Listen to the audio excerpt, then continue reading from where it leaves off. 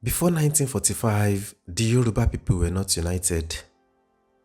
In fact, they had fought a series of savage civil wars for more than 70 years in the preceding 19th century. However, the threat of an Igbo domination led Obafemi Awolowo and some Nigerian students of the Yoruba ethnic group in London to come together to form a cultural organization called Egbe Omo Oduduwa. The organization was driven by three powerful objectives. 1. To unite the Yoruba people by celebrating their rich culture and traditional leadership. 2. To safeguard their interests from rising ethnic competition, particularly from the Igbo. And 3. To uplift the next generation through education.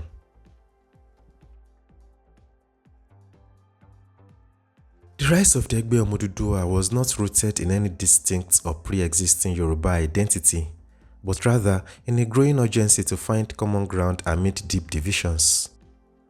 What was needed was a unifying cause, one that could transcend long-standing rivalries and forge a shared sense of purpose.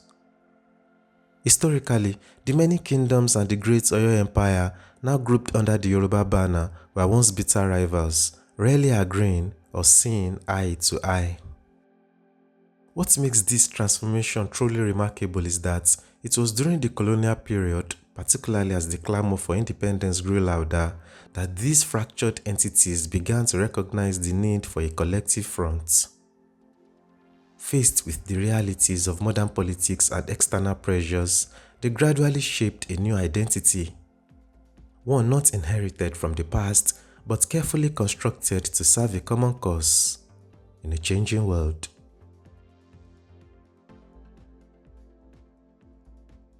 In 1951, Awolowo used the Egbe Omo Oduduwa, although a cultural platform, to found and build the Action Group, a party that would go on to dominate Western Nigerian politics and play a central role in the nationalist struggle.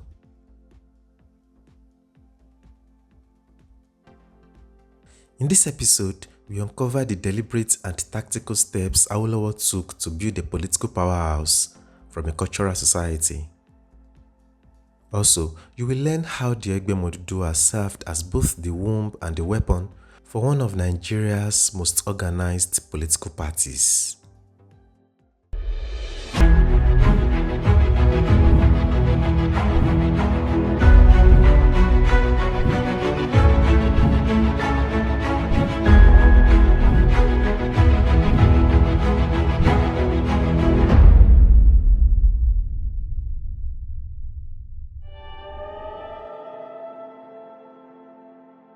When Nigeria's journey toward independence began gaining momentum in the 1950s, one political party quickly rose to prominence in the Western region, the Action Group.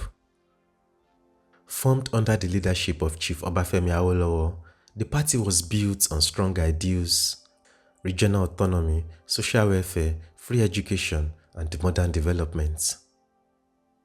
It was not just a political party. It was a movement that sought to redefine governance and uplift millions through bold, progressive policies.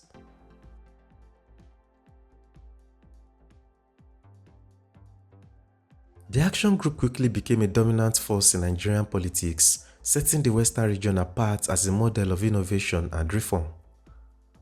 But while its vision inspired many, the road ahead was anything but smooth. Ideological differences, ethnic tensions, and fierce rivalries, both internal and external, began to chip away at the party's foundation. What started as a united front for progress gradually turned into a battleground of ambition and distrust. By the early 1960s, the Action Group was in crisis. Political infighting, allegations of subversion, and a deeply polarized national landscape led to arrests, trials, and the eventual imprisonment of its key leaders. The party that once promised a brighter future for Nigeria had crumbled under the weight of its own contradictions. And if you vote solidly for the Action Group on the 12th and put that party in power, you will certainly get that wage. First, How did the Action Group Party came to be?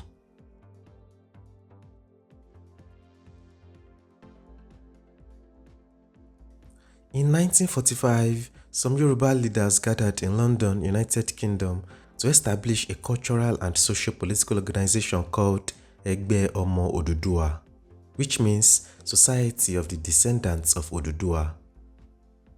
This organization was set up to unite the Yoruba people just like the Igbo people had done with the Igbo Federal Union and the Ibibio with the Ibibio State Union. In December 1947, the Egbe Omo Oduduwa was revived in Lagos, and in June 1948, it was formally launched in Ile-Ife. The organization brought together both the traditional and the educated elites in a bid to consolidate Yoruba unity. It was advertised as a non-political, cultural society for men and women of Yoruba nationality and promised to build a virile and efficient Yoruba state of Nigeria. Its aims were primarily to promote the study of the Yoruba language and history, to improve education, and to take similar social measures. The organization would spread to other Yoruba cities in the north to unite the Yoruba migrants there. By 1949, the Egbe had established 65 branches across Nigeria, which increased to 103 in 1951 with 9,810 members.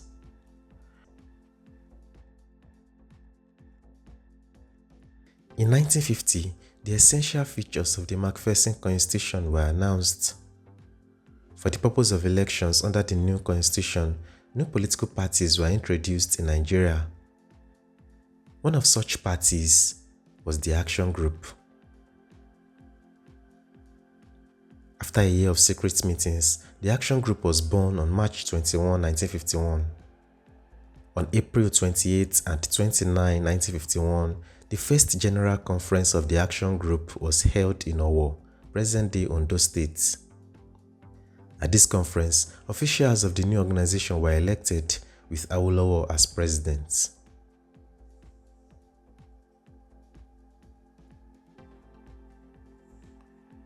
Meanwhile, Bode Thomas, a lawyer based in Lagos and one of the founding members of the Egbe Omo Oduduwa, had advocated for the formation of regional parties in 1947.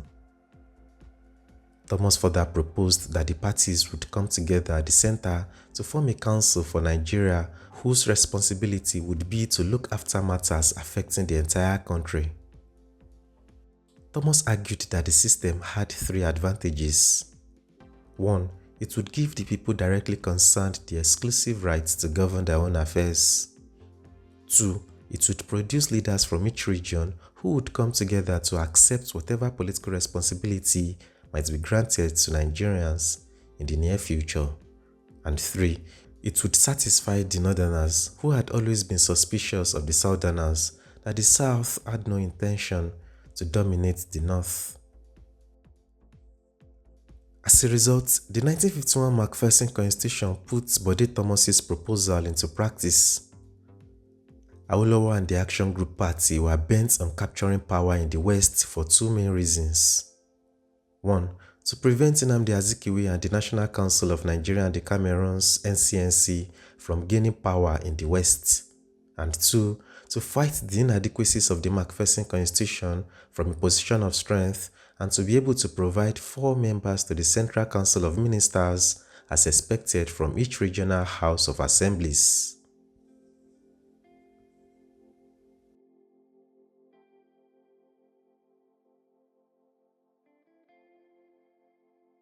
Chief Obafemi Awolowo fully understood that the establishment of a parliamentary structure in the Western region would inevitably demand the creation of a well-organized political party. As he explored various options, one possibility was the National Youth Movement (NYM). But by then, the NYM was a spent force, gasping its last breath politically. Awolowo believed it would be wiser to start afresh than to pour new wine into an old wineskin. The once influential Nigerian National Democratic Party (NNDP) was no better. it had become little more than a Lagos-based appendage of the NCNC, irrelevant outside the capital city. Moreover, Awolowo had little regard for Lagos politics and openly disdained Herbert Macaulay's leadership of the NNDP. His attention soon turned to the only organization with any real presence across Yoruba land, Egbe Omo Oduduwa. While not explicitly political, the Egbe enjoyed significant grassroots support. However, its members were cautious. They had always maintained the society as a cultural organization and were wary of party politics, which they feared could fracture the unity they had built. Nonetheless, Awolowo recognized that if his political ambitions were to take shape, the Egbe's widespread network and the influence of its elite membership would be critical assets. Awolowo began subtly floating his political ideas among members of the Egbe. To his relief, they endorsed his vision. Thus, the action group was born. But as the party grew, unease spread within the Egbe. There were whispers that the party might outshine the organization, or worse, become a direct competitor. In response, the Egbe initially considered forming its own political wing and even urged members who had joined the action group to withdraw. Yet, at a crucial meeting on June 4, 1950, action group leaders persuaded the Egbe's Central Executive Committee to maintain its cultural focus and not involve itself in partisan politics. A compromise was struck. The Egbe would not form a political wing, but it retained the freedom to support any political party whose policies aligned with its values. In the end, culture and politics found a delicate balance, and Awolowo had secured the platform he needed to transform the politics of the western region of Nigeria.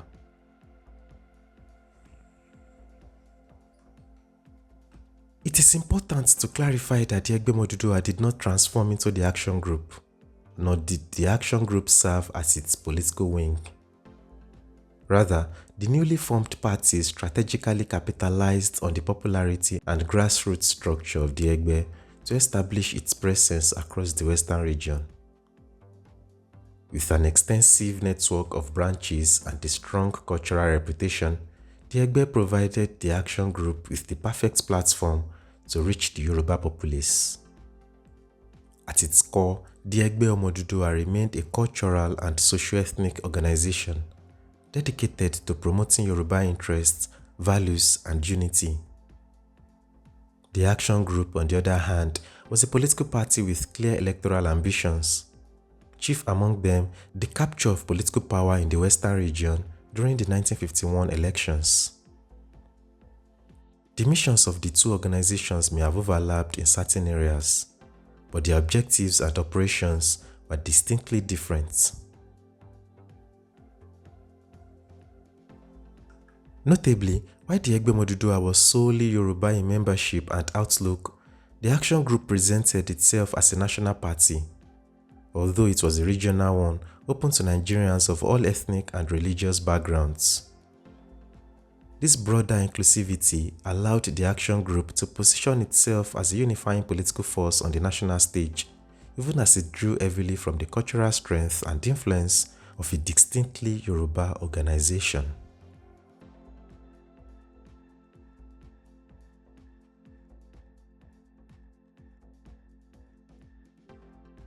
The stage lights dimmed on the Egbe Omo Oduduwa, yet the echo of its chants lingered in every branch it had established. What began as a modest cultural crusade had furnished Chief Obafemi Awolowo with the networks, resources, and moral authority to attempt something far bolder than reviving dusty political carcasses. But can a movement rooted in ancestral pride truly be repurposed for the rough and tumble of electoral warfare? Would the Yoruba elite rally behind an untested banner or recoil from the dangerous mix of politics and identity? Step back and picture the landscape of 1950. A brand new MacPherson constitution, colonial administrators eager to pit region against region, and rival parties jostling to dominate the national conversation. In such a charged atmosphere, what chance did a new group of idealists have? Could Awolowo's dream of free education, agricultural cooperatives, and honest government capture imaginations beyond the lecture halls of Ibadan and the parlors of Ijebu-Ode? And if the action group draped itself in the Egbe's prestige, would that galvanize ordinary farmers and market women, or merely invite accusations of sectional politics? Yet, history loves audacity. In secret meetings from the Lagos Island to Ikenne, from Ibadan to Ogbomoso, Jeba and Kaba, manifestos were drafted, alliances forged, and doubting Thomases charmed. Was it sheer courage or calculated strategy that convinced old Oba and young graduates alike to risk their reputations on a party that did not yet exist on any ballot paper? And what of Awolowo's most daring gamble, opening membership to every Nigerian, whatever tongue or creed, while the Egbe itself remained fiercely Yoruba? Would such inclusivity prove a masterstroke or sow the seeds of future discord?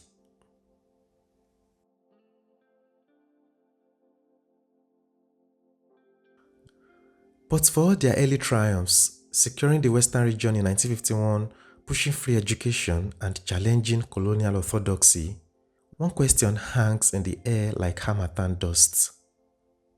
How long can a movement built on borrowed structures and grand ideals stay truly united?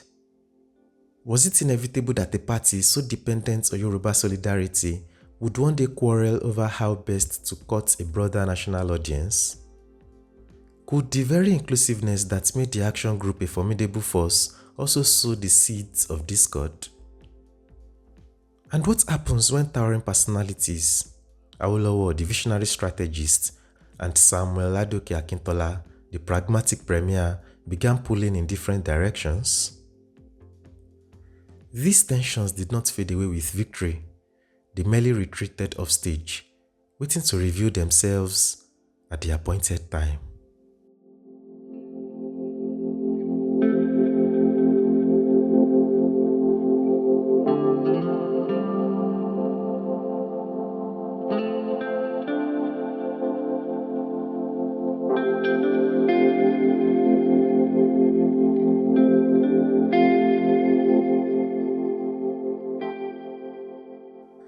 By the early 1960s, ideological rifts, personal rivalries, and competing visions of regional versus national power would burst into the open, shattering the party's carefully crafted image of unity and progress. The results? The infamous Action Group Crisis of 1962. You can check out the full story in our next episode.